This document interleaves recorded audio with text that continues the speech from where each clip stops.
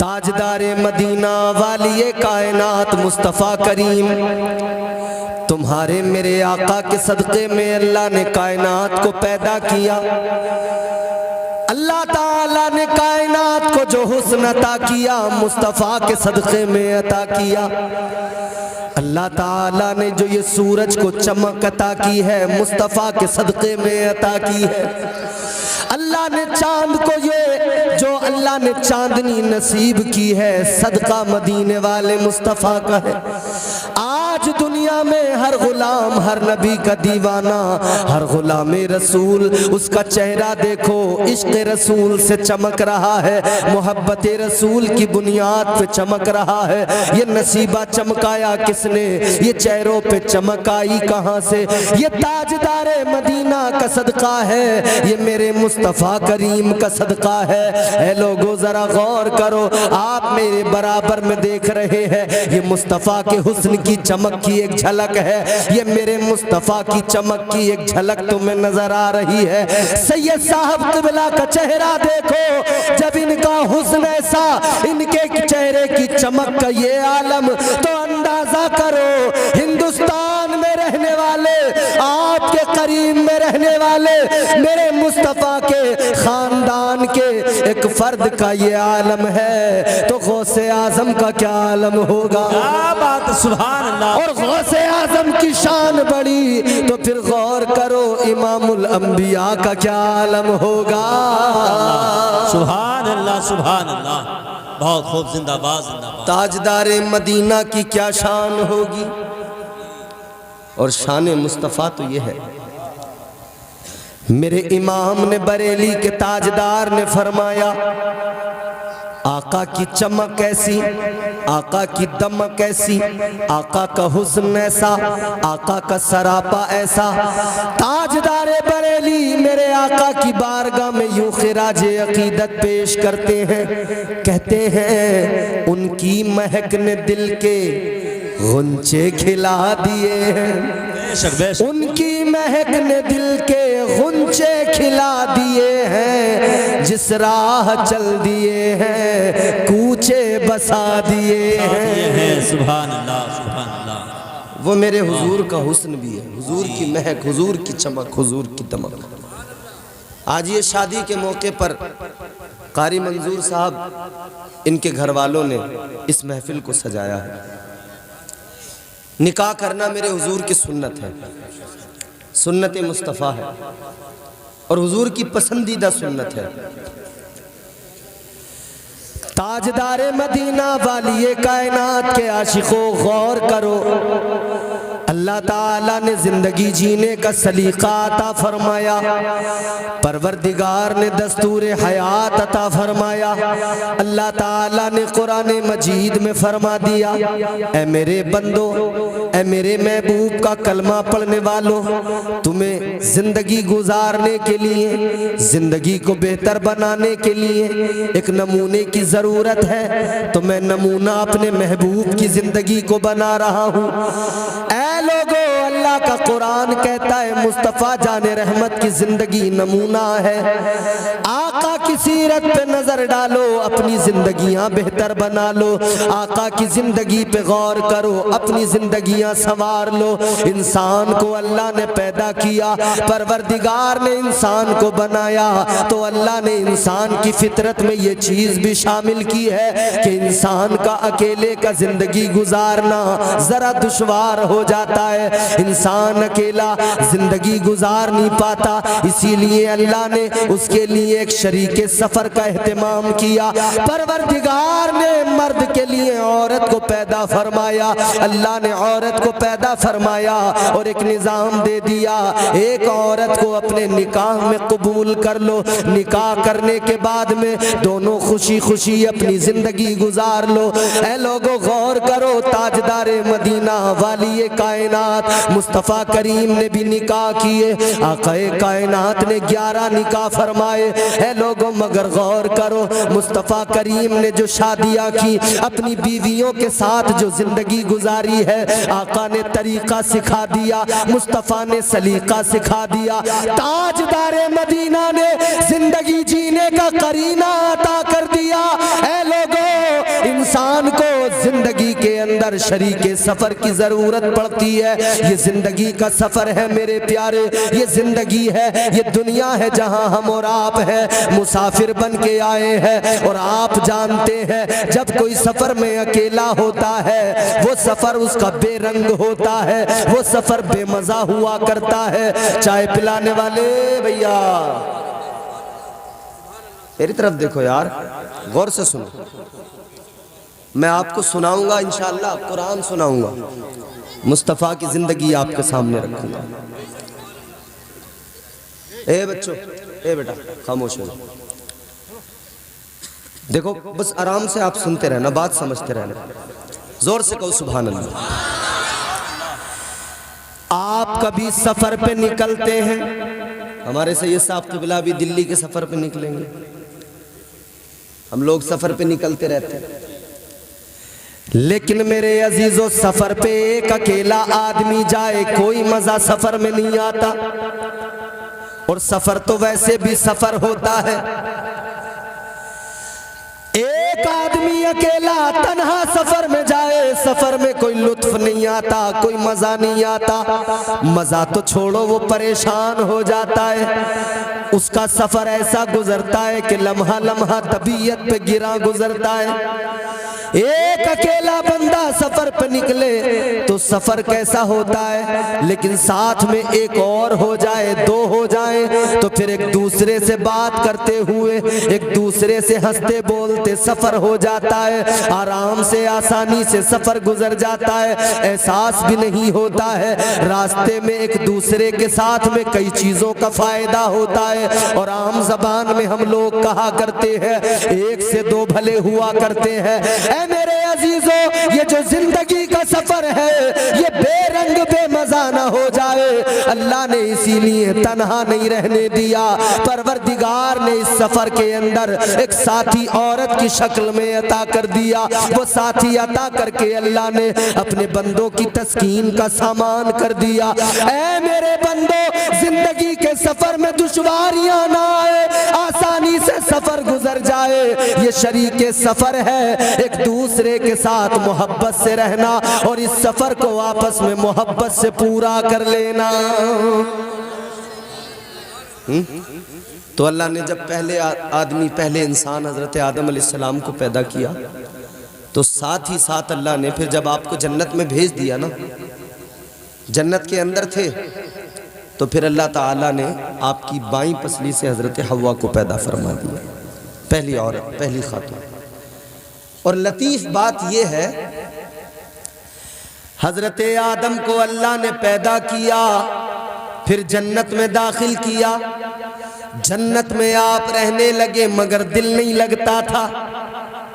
عورت کی اہمیت بھی سمجھ لو، مرد جنت کے اندر، حضرت آدم علیہ السلام جنت کے اندر، مگر دل نہیں لگتا ہے کیونکہ انسان کے خمیر میں یہ چیز ہے، اسے اپنا ہم جنس چاہیے۔ انسان انسان کے ساتھ ہی رہتا ہے، انسان کو جنگل میں چھوڑ دو رہ نہیں پائے گا، جانوروں میں چھوڑ دو رہ نہیں پائے گا، انسان انسانوں میں رہے گا، لیکن جانور انسانوں کے ساتھ رہ لیا کرتے ہیں۔ ایک اکیلا جانور انسانوں کے ساتھ رہ لیتا ہے، لیکن ایک اکیلا انسان جانوروں میں نہیں رہ سکتا ہے، انسان کی طبیعت میں اس کے خمیر میں ہے۔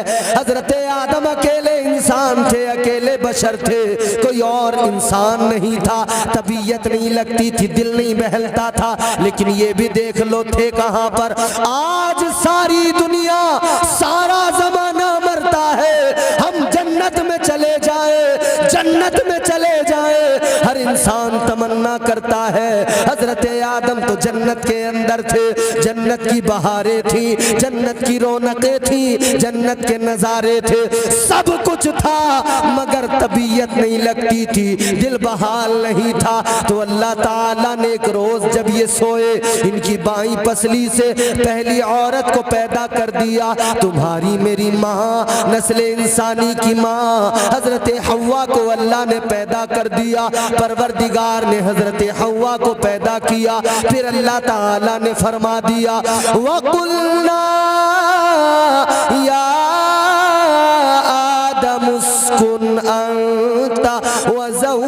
الجنہ۔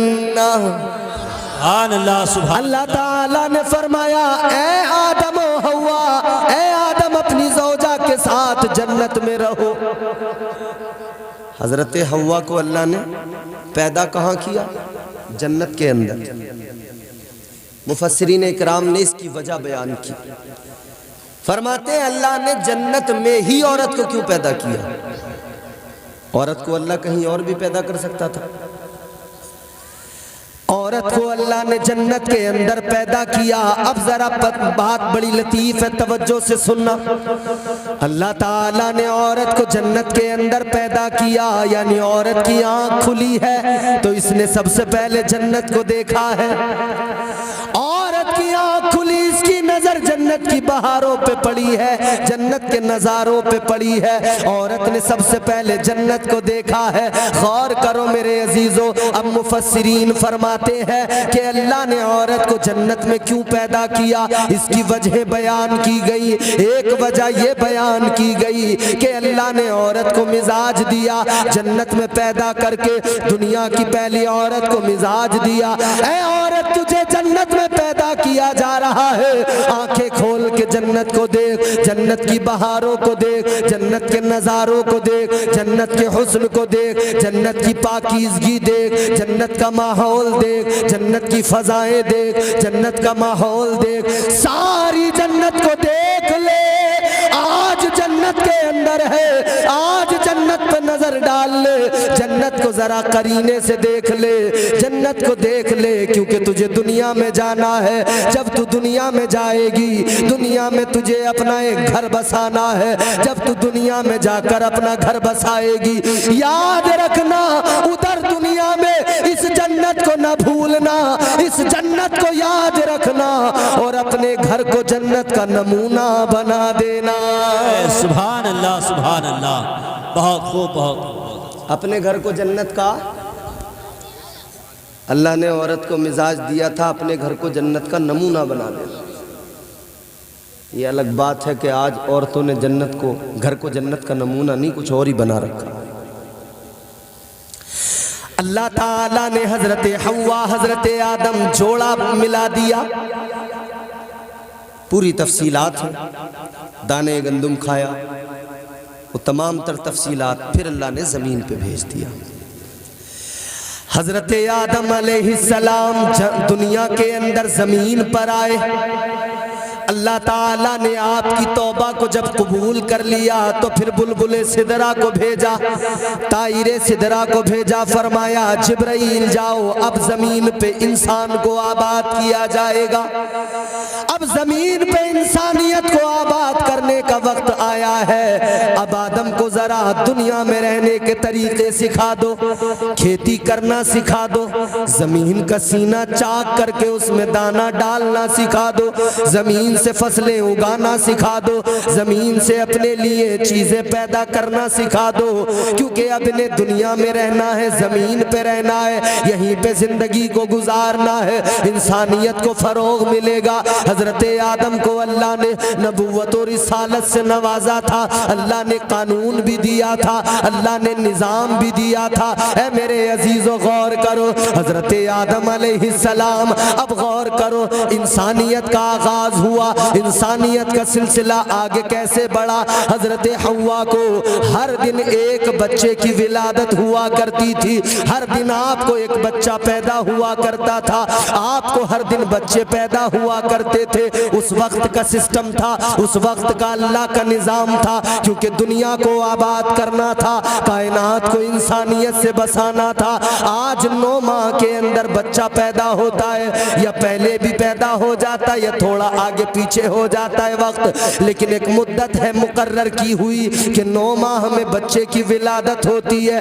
لیکن حضرت حوا ہر روز بچوں کی ولادت ہوا کرتی تھی، اور ترکیب بھی کیا تھی، ایک بیٹا ایک بیٹی پیدا ہوتے، تو آج جو بیٹا بیٹی پیدا ہوئے، کل جو بیٹا بیٹی پیدا ہوئے، ان دونوں کو ایک دوسرے دوسرے کے ساتھ میں الگ الگ کر کے شادیاں کی جاتی تھی، ادھر کا بیٹا ادھر کی بیٹی، ادھر کی بیٹی ادھر کا بیٹا، اس طرح سے رشتے کو بدلا جاتا تھا، کیونکہ ایک وقت میں جو پیدا ہوئے وہ دونوں سگے بھائی بہن کہلاتے تھے، دوسری بار میں جو پیدا ہوئے وہ دونوں سگے بھائی بہن کہلاتے تھے، رشتہ بدلا جاتا تھا، اسی طرح سے رشتے کو بدلا جاتا تھا۔ لیکن یاد رکھو میرے عزیزو، دنیا کے اندر جتنا مرد کا کردار ہے اتنا عورت کا بھی کردار ہے۔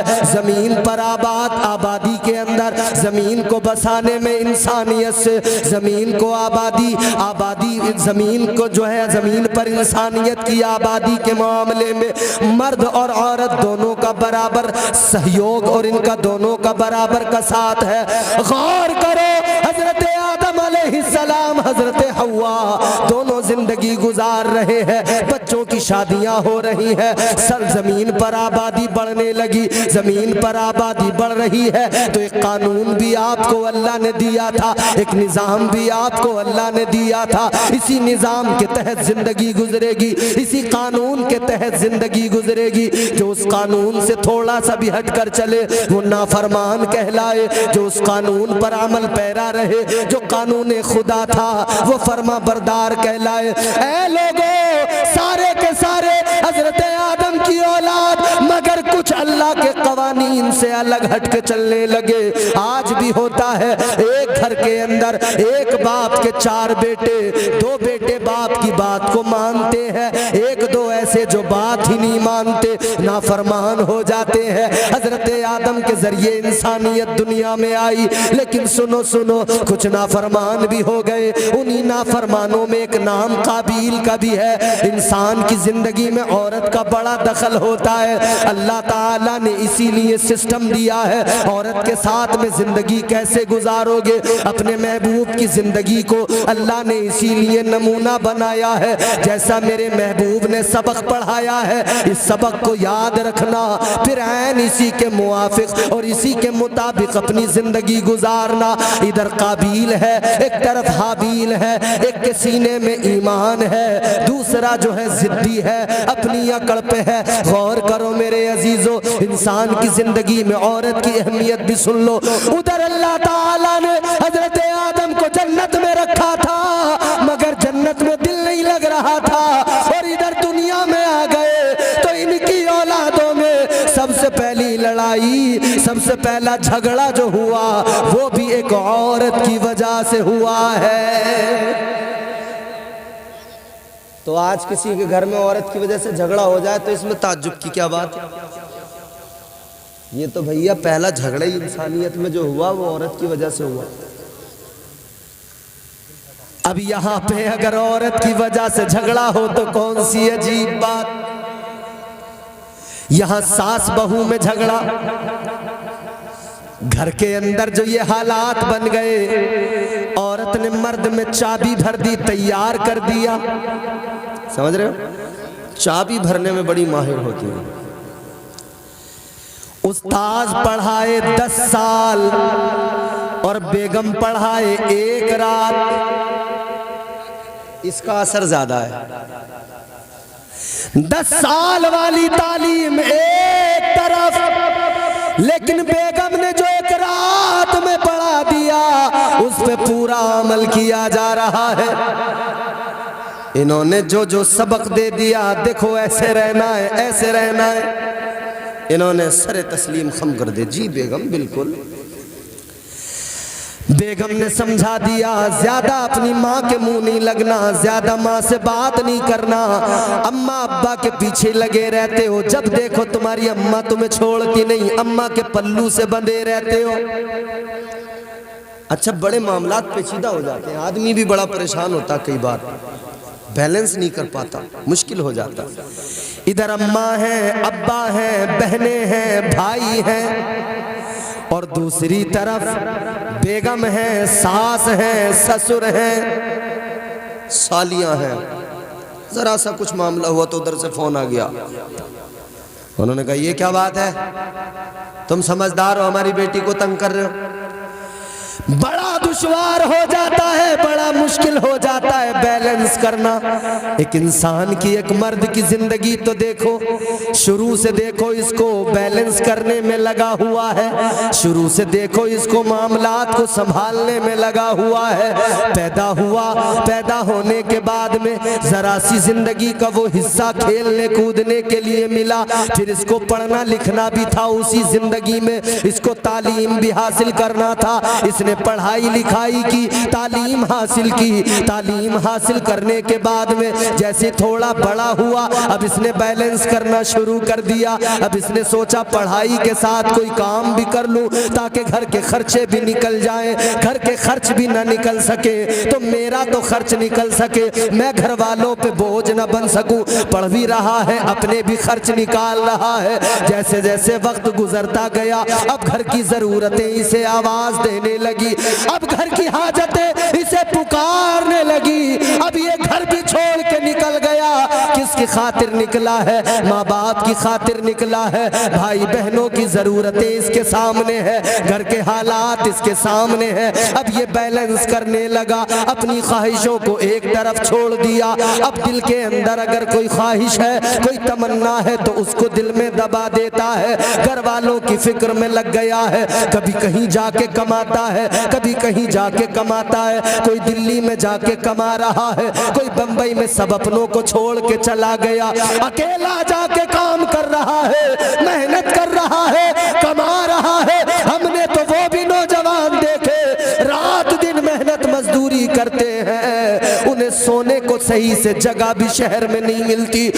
کارخانوں میں کام کرنے والے دن بھر کام کریں گے, رات کو اسی قطرن پہ سو جاتے ہیں, لیکن ماں باپ کے لیے محنت ضرور کرتے ہیں, بھائی بہنوں کی پڑھائیوں کا خیال کرتے ہیں. یہ بیلنس کرنا شروع کر دیا. پھر وہ وقت آیا, کہا کہ چلو اب اس کی شادی کر دی جائے, اب اس کا نکاح کر دیا جائے. نکاح کیا گیا تو نکاح کے بعد میں بیگم آ گئی. اب پھر اسے بیلنس کرنا پڑ رہا ہے, ایسا نہ ہو جائے کل میری بیوی نہیں تھی, میں ماں باپ کا خیال رکھتا تھا, بھائی بہنوں کا خیال رکھتا تھا, آج کہیں یہ نہ ہو جائے بیوی آنے کے بعد میں کوئی یہ نہ کہہ دے اب بیوی کا غلام ہو گیا ہے, اب جورو کے پیچھے پیچھے چلتا ہے, اب اماں کو نہیں دیکھتا, ابا کو نہیں دیکھتا ہے. بڑی جلدی انگلی اٹھ جاتی ہے, اسے وہ بھی خیال ہے, وہ بھی فکر ہے.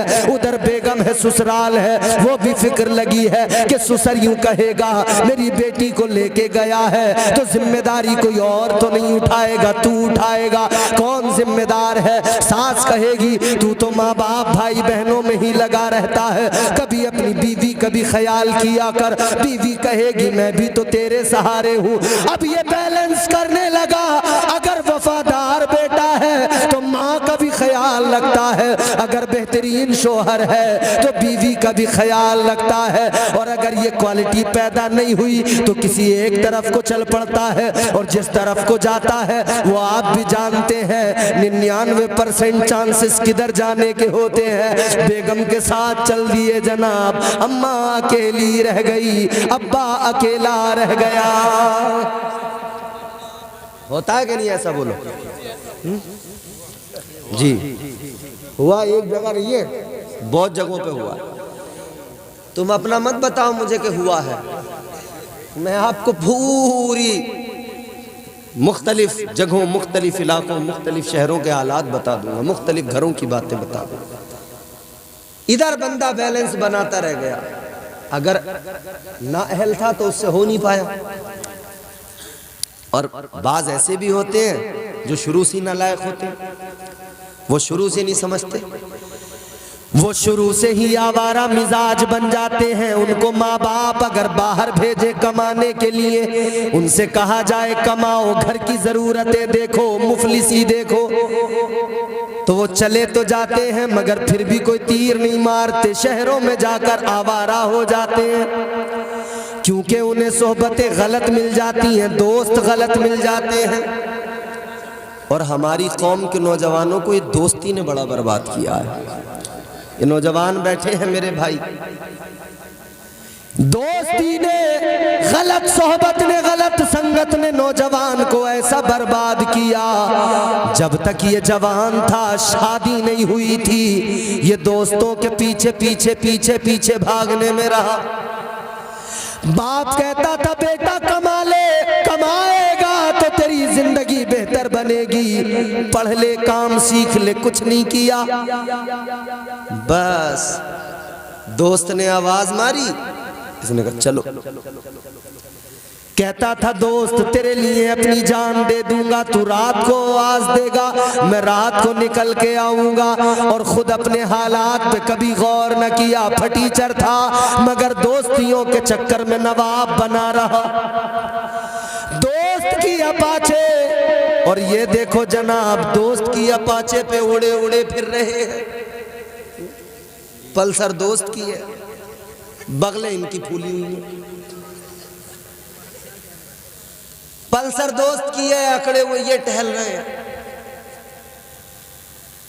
اور آج کل تو دوستیاں بھی لوگ دیکھ کر کرتے ہیں، مالداروں سے دوستیوں کا چلن چلنے لگا ہے، غریب نوجوانوں کو کوئی اپنا دوست بنانے کو تیار نہیں، مالداروں سے دوستیاں کی جا رہی ہے، مالدار دوست ایک ساتھ مل کر راتوں کو 12 بجے تک 1 بجے تک باہر پھرتے رہتے ہیں، یوں ہی آوارہ گردی کرتے رہتے ہیں، پھر وہ گھروں پہ پہنچتے ہیں، جب تک شادی نہیں ہوئی ماں باپ پریشان دوستوں سے تھے۔ نعرہ تکبیر، نعرہ رسالت، شاعر اہل سنت احمد الفتاح، نعرہ تکبیر، نعرہ رسالت، سبحان اللہ سبحان اللہ۔ جس مہمان کا انتظار تھا شاعر ہندوستان جناب محترم احمد الفتاح، وہ تشریف لا چکے ہیں، سبحان اللہ۔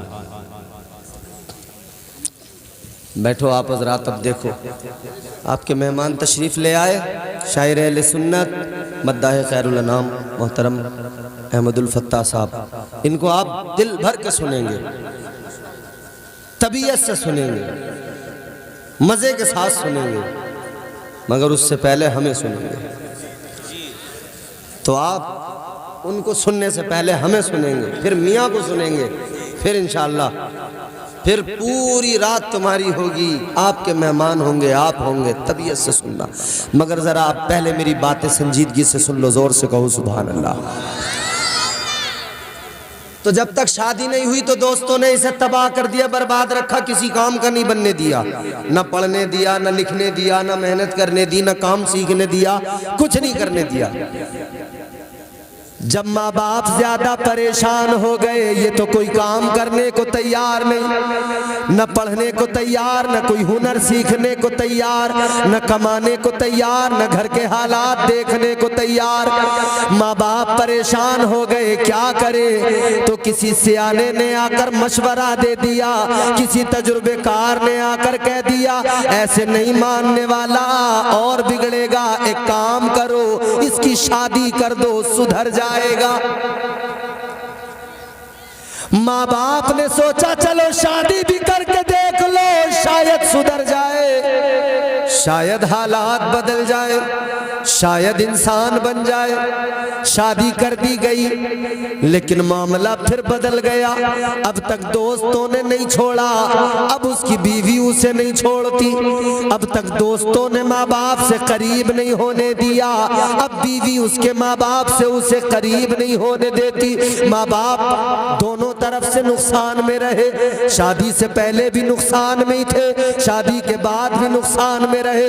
غور کرو، وہ ماں جس نے پالا، جس نے پرورش کی، وہ باپ جس نے ضرورتیں پوری کی، جس نے اس بچے کے لیے سب کچھ کیا، ان دونوں کے دل پہ کیا گزرتی ہوگی جب ایک جوان بیٹا کسی کا غلط راہوں پہ نکل جائے، جب ایک جوان بیٹا جس سے توقع تھی، جس سے تمنا اور جس سے لو لگی تھی کہ یہ بیٹا بڑا ہوگا، ہمارا سہارا بنے گا، ہمارے کام آئے گا، ہماری مشکلوں کو دیکھے گا، یہ ہمارے بڑھاپے کا سہارا اور بیساکھی بنے گا، لیکن حالات ایسے ہو گئے۔ کسی شاعر نے بڑی پیاری بات کہی ہے، 4 مصرے ذرا توجہ سے سننا، کبھی ہلکی ہوا مضبوط ڈالی توڑ دیتی ہے، کبھی ہلکی ہوا مضبوط ڈالی توڑ دیتی ہے، کمر جیسے جوانی میں غریبی توڑ دیتی ہے۔ واہ واہ، بہت خوب، زندہ باد زندہ باد۔ اور چوتھا مصرع سن کے تو یہ کرسی والے بھی بولیں گے انشاءاللہ۔ جی انشاءاللہ۔ کرسی پہ بیٹھ کے آدمی کی پوزیشن چینج ہی ہو جاتی ہے، جی منٹ ایک ہی لگتا، کرسی پہ بیٹھتے ہی پوزیشن چاہیے. نیچے بیٹھا ہوگا حالت کچھ اور ہوگی، کرسی پہ بیٹھتے نا ٹانگ پہ ٹانگ آ جاتی ہے. اللہ سلامت رکھے.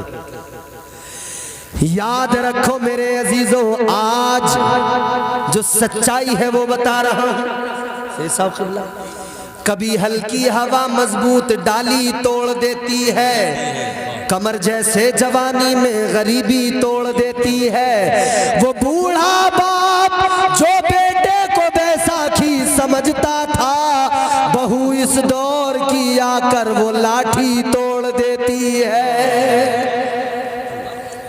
کیا بات ہے، واہ بات. نعرہ تکبیر، نعرہ رسالت، نعرہ رسالت، فیضان اولیاء کرام، عظمت والدین، سادات کرام، نعرہ تکبیر. تو حالات یہ ہیں، مگر انسان کی زندگی میں عورت کی بڑی اہمیت ہے. دونوں ایک ساتھ مل کر زندگی کو آگے بڑھاتے ہیں. تو میں نے عرض کیا تھا نا کہ ایک دوسرے کی شرکت سے زندگی خوشگوار بھی بنتی ہے، اور جب بات نہ بنے بگڑنے لگے تو زندگی میں دشواریاں بھی بڑی آ جاتی ہیں. اور پہلی دشواری تو یہی آتی ہے کہ 25 سال کے نوجوان سے جب اس کی شادی کی بات کرو نا تو اس کی خواہشات ایسی ہوتی ہیں کہ لڑکی بھی اسے بڑی حسین و جمیل چاہیے.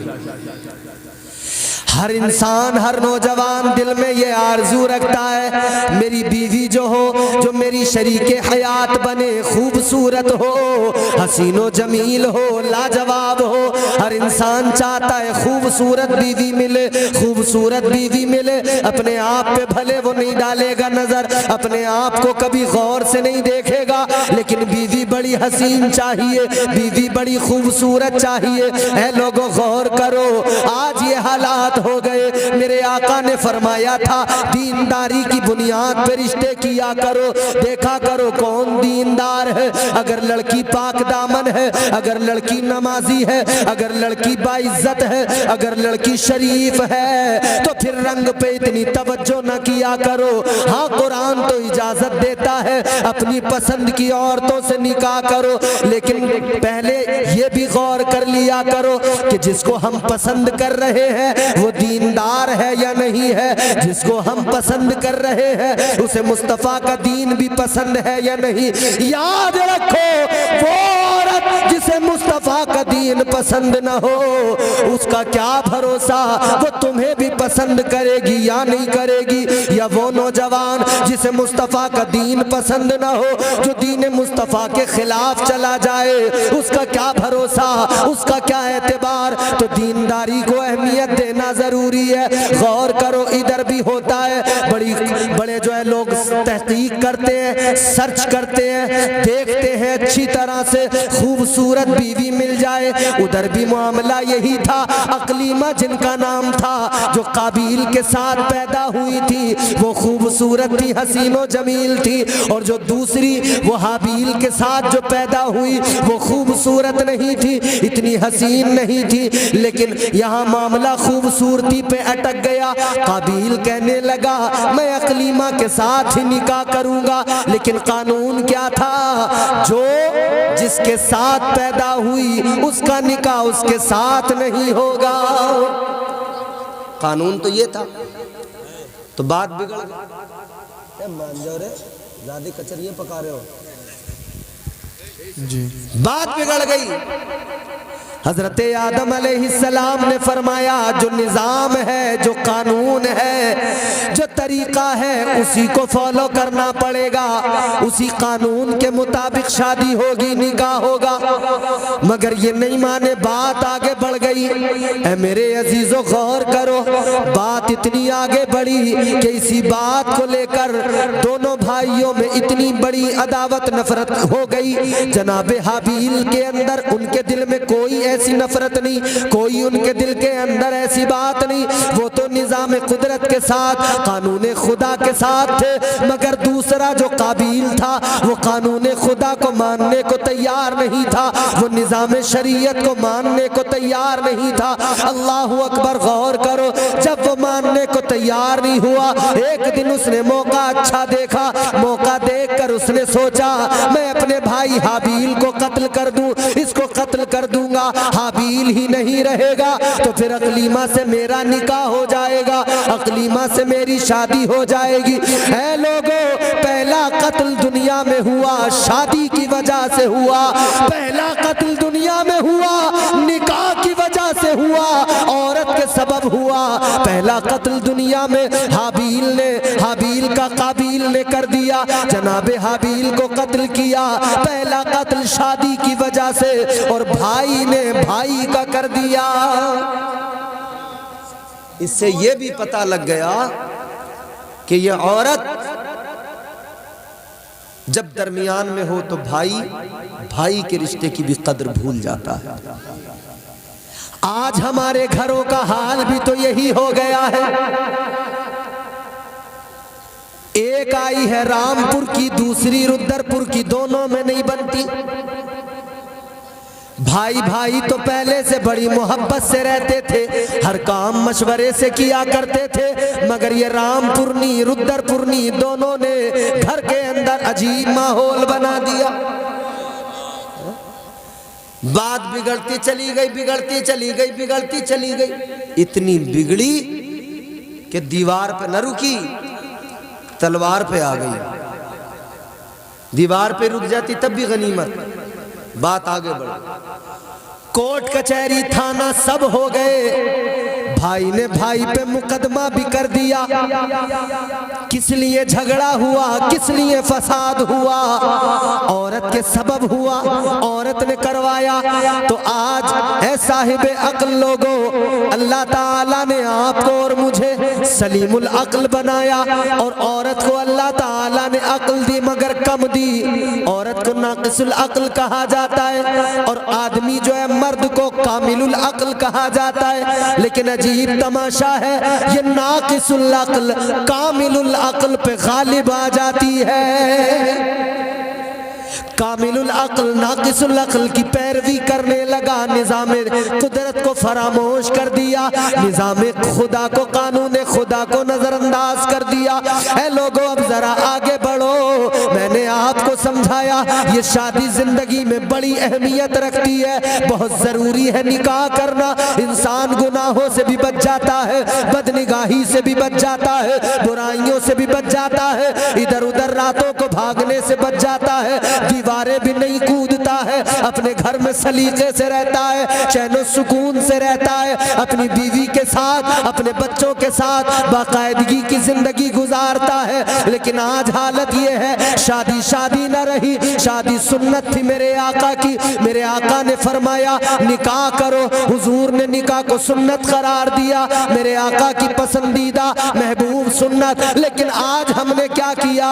اس سنت کے ساتھ میں یہ کیا، ہم نے سنت کو سنت نہیں رہنے دیا، ہم نے اس سنت کو بزنس میں بدل دیا، ہم نے اس سنت کو کاروبار بنا دیا، ہم نے اس سنت کو تجارت بنا دیا۔ جب ہم رشتہ کرنے گئے ہم نے تبھی ذہن بنا لیا، ہم نے تبھی سوچ بنا لی کہ یہ ہم جو رشتہ کرنے جا رہے ہیں، لڑکی کو دیکھیں گے، اگر پسند آ گئی 1000 روپے دیں گے یا 5000 دیں گے، تو توقع یہ ہے وہ 5000 کے اوپر 2-4 ہم کو رکھ کے واپس کر دے۔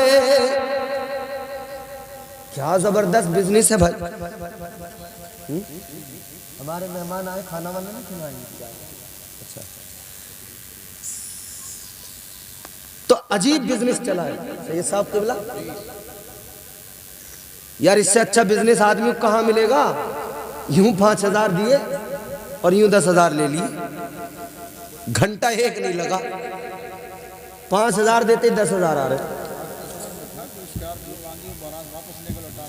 لو حضرت بتا رہے ہیں، آج کی نیوز بتا رہے ہیں، اسکارپیو مانگی منہ سے نہیں دی تو وہ بارات لے گیا واپس۔ یہ حالات मगर गौर करो, याद रखना मेरे अजीजों, कहने वाले ने बड़ी प्यारी बात कही, तरीके मुस्तफ़ा को छोड़ना है वजह बर्बादी, इसी से कौम दुनिया में हुई बे इक़्तिदार अपनी। आज ले उनसे पना, आज मदद मांग उनसे, मेरे इमाम ने बता दिया जुर्म बड़े हैं, कल आका को मुंह दिखाना है। आज अगर इन जुर्मों पे अपने जराइम पे शर्मिंदा ना हुए तो कल कौन सा मुंह आका को दिखाओगे, कल आका के सामने कैसे जाओगे। ऐ लोगों जरा गौर करो, तर्ज जिंदगानी को बदलने की जरूरत है। हालात क्या हो गए, आका ने फरमाया निकाह करो, निकाह करना सुन्नत है मेरे हुजूर की, मगर हमने सुन्नत को बिजनेस में बदल दिया, कारोबार में बदल दिया, तिजारत में बदल दिया, तवक्को लेने की ज्यादा रखते हैं। अल्लाह रहम फरमाए। गौर करो मेरे अजीजों, हालात ये हो गए, सास जो माँ है लड़के की, उसकी उम्र 50 साल हो गई, 40 साल हो गई, लेकिन इतनी उम्र में अभी शादी तो बाद में होगी, रिश्ता पक्का हो रहा है या रस्म मंगनी की अदा की जा रही है, तो वो जो लड़की है जो दुल्हन बन के आएगी वो तो अभी बाद में उसका मामला, उसके लिए जो चीजें होंगी बाद की बात है। पहले तो सास को जेवर चाहिए, इसे कानों में भी चाहिए, नाक में भी चाहिए, पैरों में भी चाहिए, छम छम। पहले सास को चाहिए, उसका नंबर तो बाद में आ रहा है। गौर करो मेरे अजीजों, आज क्या से क्या हो गए हम। मेरे मुस्तफ़ा करीम वालिए कायनात ने इस उम्मत को पैगाम दिया, निकाह को आसान कर दो, जिना को मुश्किल कर दो, लेकिन हालात क्या है, हमने इसका बिल्कुल उल्टा कर दिया, जिना को आसान कर दिया, निकाह को मुश्किल कर दिया। आज तुम दुनिया में देखो, अगर कोई गरीब शादी करना चाहे उसे बड़ा इंतजाम करना पड़ता है, लाखों रुपए इंतजाम करेगा फिर शादी होगी, लेकिन जिना को इतना लोगों ने आसान किया, जगह जगह कोठे बना दिए, जगह जगह तवाइफें बैठी हुई है। ऐ लोगों, तर्ज जिंदगानी को बदलने की जरूरत है, हुजूर की सुन्नतों को अपनाओ, ताजदारे मदीना के तरीके को फॉलो करो। आओ जरा आका की सीरत पे नजर डाल लो, आका की जिंदगी पे नजर डाल लो। आका ने जिंदगी गुजारी है, मुस्तफ़ा करीम ने जो निकाह किए हैं, जो शादियां की है, आज अगर कोई जरा सा मालदार हो, किसी का बेटा जरा सा खूबसूरत हो, किसी को अच्छी नौकरी मिल गई हो या अच्छा कारोबार चल रहा हो, उसकी डिमांड बड़ी होती है, उसकी आरज़ुएं बड़ी होती है, उसकी ख्वाहिशात बड़ी होती है। लेकिन आओ मुझे बताओ, इस पूरी कायनात के अंदर, इस पूरी दुनिया के अंदर कोई ऐसा हसीन, कोई ऐसा खूबसूरत है जो मेरे आका के जैसा हो? खुदा की कसम कोई नहीं है, कोई नहीं मेरे आका की तरह, उनके जैसा कोई कौनैन में आया ही नहीं, उनके जैसा कोई कौनैन में आया ही नहीं, आता भी कैसे जब अल्लाह ने बनाया ही नहीं।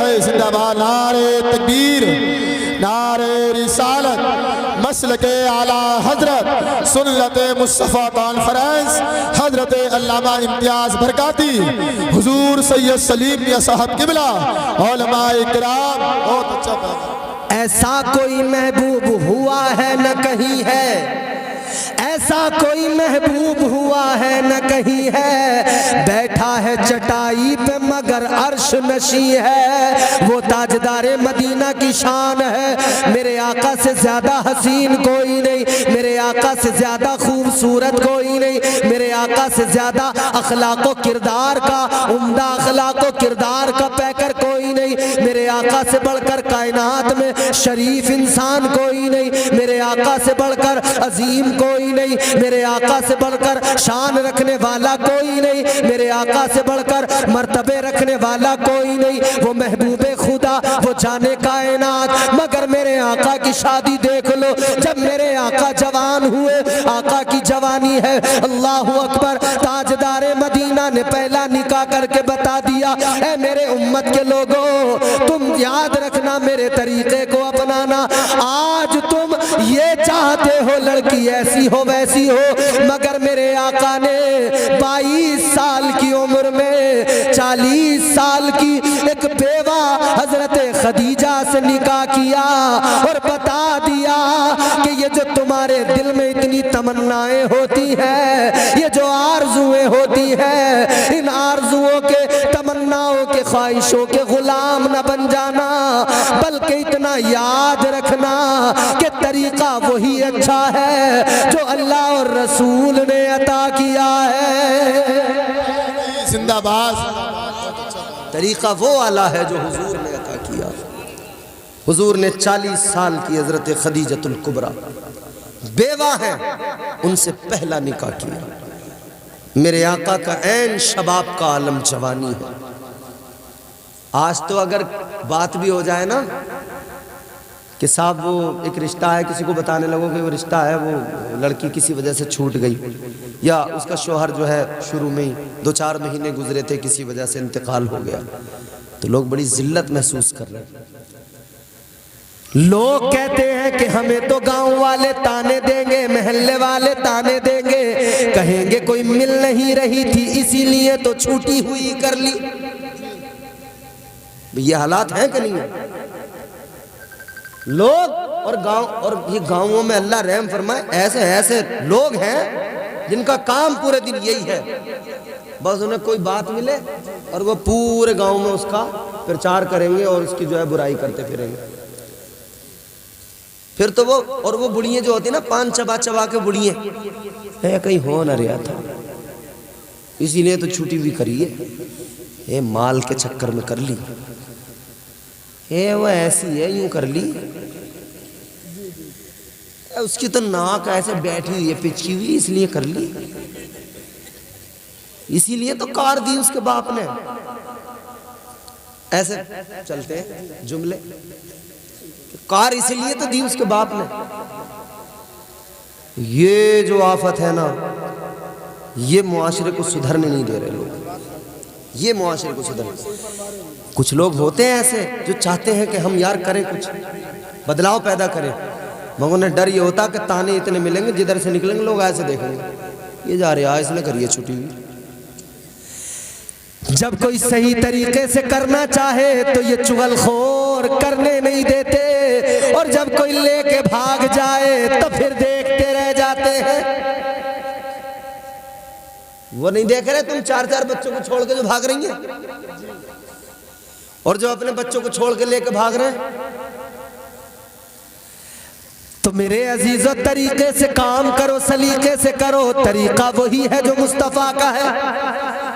جو پسند آئے اس سے کر لو شادی، جو تمہارے دل کو بھائے وہ دیندار ہو، وہ پھر کوئی بھی ہو، غریب ہو امیر ہو، برادریوں کا بھی فرق نہ دیکھا کرو، کر لیا کرو جو دل کو پسند آئے، دیندار ہو شریف ہو، ان سے کر لو۔ لیکن ایک بات سن لو نوجوانوں، تم یہ نہ سوچ لینا کہ مولانا نے کہہ دیا کر لو، ارے اماں ابا کا کام ہے، انہیں تم اپنی بات بتا دینا، وہ خود کریں گے، مگر دائرہ ادب سے باہر نہ نکل جانا، حدود ادب کو لانگ کر آگے نہ بڑھ جانا۔ یاد رکھنا، باپ کی عزت کا بھی خیال رکھنا، ماں کی عظمت کا بھی خیال رکھنا، خاندان کے تقدس کا بھی خیال رکھنا، اور اپنا بھی خیال رکھنا کہ کل جب میں آگے میری زندگی پروان چلے گی، میرے بچے ہوں گے، میری بیٹی ہوگی، میرا بیٹا ہوگا، جب میں اس کا رشتہ کرنے چلوں گا، شادی کرنے جاؤں گا، تو لوگ کہیں گے یہ اس کا بیٹا ہے جو اسے لے کے بھاگ گیا تھا، یہ اس کی بیٹی ہے جس کی ماں بھاگ گئی تھی۔ تو یاد رکھنا، کوئی بھی قدم اٹھانے سے پہلے 1000 بار سوچنا۔ اسی لیے نظام قدرت، نظام اللہ نے دیا ہے، مصطفیٰ کریم نے طریقہ دیا ہے۔ 40 سالہ خاتون ہے حضرت سیدہ خدیجۃ الکبریٰ، آقا نے نکاح کر لیا اور لوگوں پسند کی عورت سے شادی کر لوگے، اس کے بعد میں پھر زندگی جو گزرے گی وہ زندگی بھی آقا کے طریقوں کو دیکھ کر گزارنا۔ تاجدار مدینہ نے حضرت خدیجۃ الکبریٰ کبریٰ کے ساتھ جو زندگی گزاری وہ کیسے گزاری ہے، باقی اپنی ازواج کے ساتھ میں جو زندگی گزاری ہے وہ آقا نے کیسی گزاری ہے، غور کرو ذرا، اللہ اکبر، کتنا پیار کیا ہے میرے آقا نے حضرت خدیجۃ الکبریٰ سے، بڑا پیار کیا، اتنا کیا کہ حضرت خدیجۃ الکبریٰ کے وصال فرمانے کے بعد میں بھی حضور ان کو یاد کرتے تھے نا تو حضور کی آنکھوں میں آنسو آ جاتے تھے، وہ پیار تھا حضور کو۔ میرے آقا کی چہیتی بیوی، میرے آقا کی پیاری زوجہ ام المومنین صدیق کی بیٹی صدیقہ حضرت عائشہ صدیقہ رضی اللہ تعالیٰ عنہ، آپ فرماتی ہیں ایک روز دروازے پہ دستک ہوئی، میں نے دروازہ کھول کے دیکھا، ایک خاتون کھڑی ہے، ایک بوڑھی عورت کھڑی ہے ضعیفہ، تاجدار مدینہ گھر کے اندر ہے، ادھر حضرت عائشہ صدیقہ نے دروازہ کھولا ہے، دیکھا ایک بوڑھی خاتون ضعیفہ ہے، ادھر میرے آقا نے فرمایا اے عائشہ کون ہے؟ حضرت عائشہ کہتی ہے یا رسول اللہ ایک خاتون آئی ہے، آپ کو معلوم کر رہی ہے۔ تاجدار مدینہ آگے بڑھے، میرے مصطفیٰ نے خاتون کو دیکھا، تاجدار مدینہ نے جیسے ہی دیکھا میرے مصطفیٰ فوراً آگے بڑھے، مصطفیٰ کریم تاجدار مدینہ والی کائنات نے انہیں دیکھا، آقا کی آنکھیں نم ہو گئی، مصطفیٰ نے ادب سے بٹھایا، ان کا بڑا ادب کیا، پیار سے ان کو بٹھایا اور حضرت عائشہ سے فرمایا عائشہ جاؤ گھر کے اندر جو کچھ بھی کھانے کے لیے موجود ہے جلدی لے کر آ جاؤ، دسترخوان پہ لا کر رکھ دو، جو کچھ بھی گھر میں تھا آ گیا، دسترخوان پہ لگا دیا گیا۔ اب دسترخوان پہ لگانے کے بعد میں اللہ اکبر حضرت عائشہ صدیقہ رضی اللہ تعالیٰ عنہ دیکھ رہی ہے حضور ان کو بار بار چیزیں کھلا رہے ہیں، انہیں کھلایا پلایا، اس کے بعد میں آقا نے ان سے باتیں کی، پھر جب وہ جانے لگی تو تاجدار مدینہ نے انہیں تحفے دیے، جو کچھ بھی دینا تھا آقا نے سامان بھی دیا، آقا نے ان کو رخصت کیا، ادھر وہ گئی ادھر میرے آقا نے ان کو رخصت کیا، حضرت عائشہ دیکھ رہی ہے، اللہ اکبر کبیرہ، میرے آقا کی بارگاہ میں حضرت عائشہ نے عرض کیا یا رسول اللہ اے تاجدار مدینہ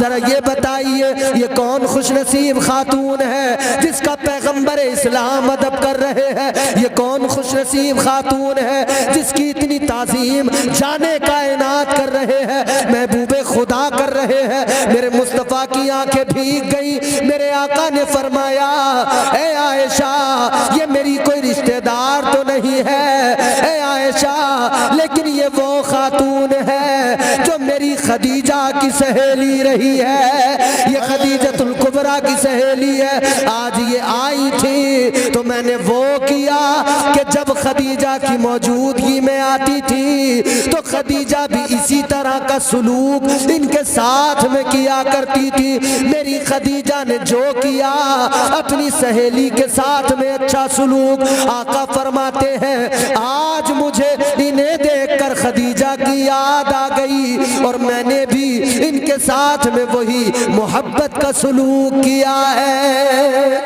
سبحان اللہ، بہت خوب بھائی، زندہ باد۔ حضور تو اپنی زوجہ کی سہیلی کے ساتھ بھی یہ تعظیم اور ادب کا معاملہ، یہ محبت، حضور اپنے گھر کے اندر اپنے بستر پہ لیٹے ہیں، حضور نے یوں سمٹ کر، میں یہ آخری بات ہے میری ختم ہو گئی، حضور یوں سمٹے ہوئے ہیں اور سمٹے ہوئے حضور سسکیوں کی آوازیں نکل رہی ہیں، سسکیوں کی صدائیں بلند ہو رہی ہیں، رو رہے ہیں آقا کی آنکھوں میں آنسو۔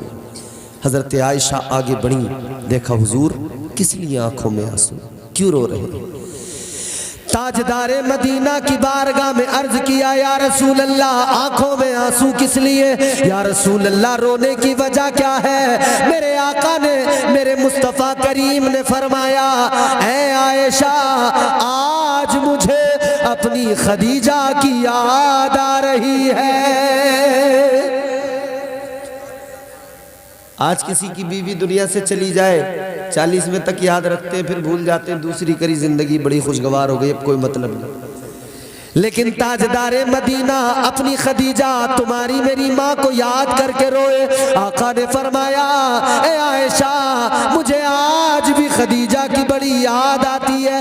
حضرت عائشہ بھی بیوی ہے، کہنے لگی یا رسول اللہ ہم آپ کی خدمت میں کوئی کمی تو نہیں رکھتے، آقا کیا آپ ہم سے راضی نہیں ہیں جو ہماری موجودگی میں بھی آپ انہیں یاد کر کے رو رہے ہیں؟ تاجدار مدینہ نے اتنا سنا، ارشاد فرمایا اے عائشہ میں تم سے بھی راضی ہوں، تمہاری خدمت سے بھی راضی ہوں، لیکن یاد رکھو تم میرے سکھ میں میری ساتھی ہو اور خدیجہ میرے دکھ میں میری ساتھی رہی ہے۔ واہ بھائی، زندہ باد زندہ باد، نعرہ تکبیر، نعرہ رسالت، مسلک اعلی حضرت حضرت علامہ امتیاز برکاتی حضور سید سلیم میاں صاحب قبلہ۔ بہت اچھا۔ تو آپ اپنی بیویوں کے ساتھ سلوک اچھا کریں، محبت کریں، لیکن یہ بھی خیال رہے کہ حدود کا پاس و لحاظ رہے، یہ نہ ہو کہ پھر ادھر چل پڑے تو ادھر ہی چل پڑے، پھر دوسری طرف کا نظر انداز کر دیا، وہ بھی خیال رکھنا ہوگا۔ ایک مرد کی شان ہے یہ کہ وہ بیلنس بنائے، توازن برقرار رکھے۔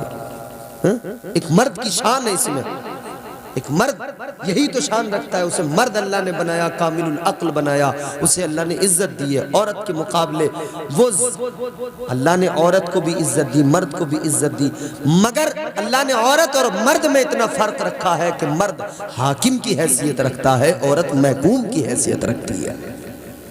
مرد پہ پورا گھر ڈیپینڈ ہوتا ہے، گھر کے بچوں کی ضرورتیں مرد پوری کرتا ہے، اپنی بیوی کی ضرورتیں مرد پوری کرتا ہے، سارے کام گھر کے اندر مرد کو دیکھنے ہوتے ہیں۔ تو پھر اس وقت میں عقل کہاں چلی جاتی ہے جب انسان اپنوں سے بغاوت کرنے لگتا ہے کسی عورت کے کہنے پر، کسی عورت کی بات مان کر۔ تو گھروں میں اگر دینداری ہوگی اور نبی کی شریعت ہوگی اور نبی کے طریقے ہوں گے تو یہ نوبت کبھی نہیں آ سکتی ہے، گھروں میں کبھی یہ بوال نہیں ہو سکتے ہیں، یہ وبال ہرگز نہیں ہو سکتے ہیں۔ ماحول گھروں کے بہتر کرنے ہوں گے، اپنے آپ کو بدلنا ہوگا، زندگیاں خوشگوار بنانی ہیں تو حضور کے طریقوں کو اپنانا ہے۔ اسی لیے اللہ نے فرمایا کہ میرے محبوب کی زندگی تمہارے لیے نمونہ عمل ہے، محبوب کی زندگی دیکھو، سیکھو، سمجھو اور اس سے سبق حاصل کرو۔ آج ماشاءاللہ یہ شادی کے موقع پر پروگرام سجایا گیا ہے، ہمارے قاری منظور صاحب کی شادی، ان کے بھائی کی شادی ہوئی ہے الحمدللہ، اور پھر وہ شادی جس میں ذکر خدا، ذکر مصطفیٰ ہوتا ہو، اس میں کتنی برکتیں، کتنی رحمتیں آئیں گی، وہ رشتہ کتنا پاکیزہ بن جائے گا۔ اللہ تعالیٰ خوب برکتوں سے نوازے۔ مجھے حضرت کی فکر ہے، حضرت کو دلی جانا ہے، اللہ تعالیٰ آپ کی میری اس ملاقات کو سلامت رکھے اور آپ سے انشاءاللہ پھر کبھی ملاقات ہوئی تو بات ہوگی۔ اللہ تعالیٰ اس جلسے کو، اس بزم کو قبول فرمائے۔ دوران گفتگو جو مجھ سے غلطیاں ہوئی ہوں پروردگار معاف فرمائے۔ استغفر اللہ ربی من کل ذنب واتوب الیہ وما علینا الا البلاغ۔ السلام علیکم ورحمۃ اللہ۔